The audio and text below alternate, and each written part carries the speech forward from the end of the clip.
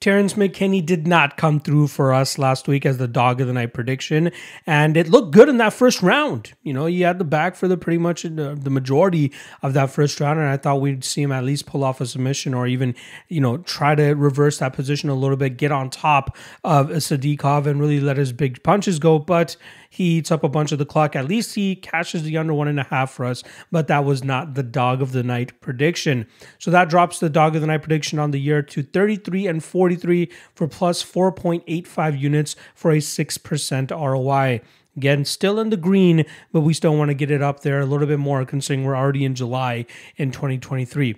If you want to find out exactly what my dog of the night prediction is going to be, which I've already posted, check the link in the description below for my personal Patreon page where those guys get first dibs on all of these predictions and breakdowns when I get to work on these cards.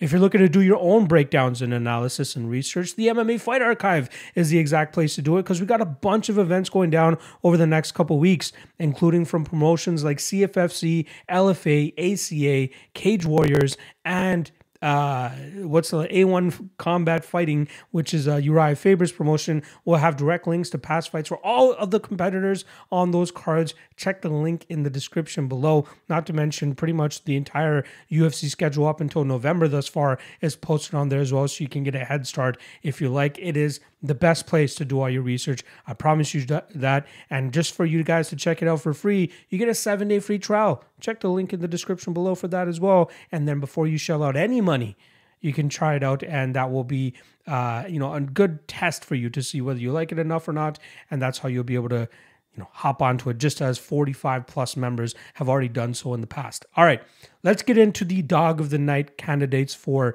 UFC London. First of which is going to be Shauna Bannon, who comes in at plus 130. She's making her UFC debut this weekend as a 5-0 prospect. She turned pro back in April of 2022 and has made quick work of a lot of her opponents to eventually get this UFC slot. She has a 9-3 amateur career that she had leading up to her professional career, so she's not that green in terms of making the jump to the professional scene. The last loss on her amateur record was to PFL standout Dakota Decheva, who is doing a damn good job over there in PFL. But since then, we've seen Bannon go 10-0, and she originally comes from a striking background, but we see her utilizing her aggressive grappling to go out there and grind her opponents out or find the finish from that top position.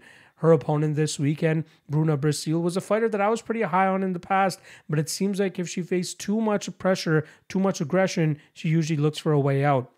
And even though she might be the better technical fighter here, I feel like Bannon is going to push the pace a little bit too much for Brasil to handle, and she'll end up falling behind on the scorecards. And unless she's able to pull out a finish from, out of her sleeve, I think she's going to really struggle in this fight against mainly the aggressiveness of Bannon, who's going to be making it look good for the judges that night. So first dog of the night candidate is going to be plus 130 on Bannon. Second dog of the night candidate is going to be Yanez Ashmouz, or Yanel Ashmouz, I should say, who's coming in at plus 120 right now.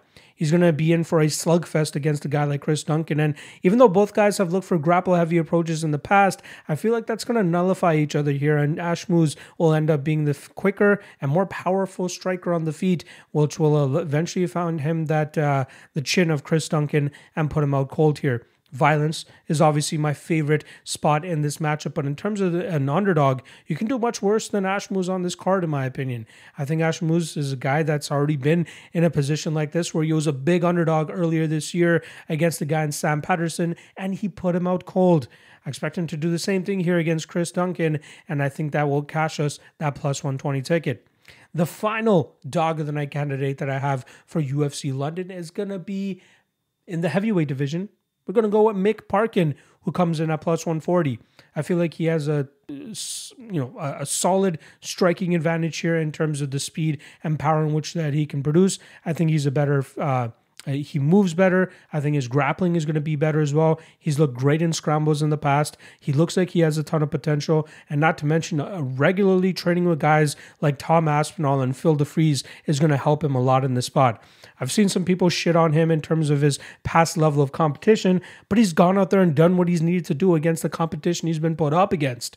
And now he's finally getting a chance to prove it against legitimate other fighters. And Jamal Pogues could be the first one here, but I fully expect him to go out there and, it might be close early with Pogues possibly implementing a grapple heavy approach.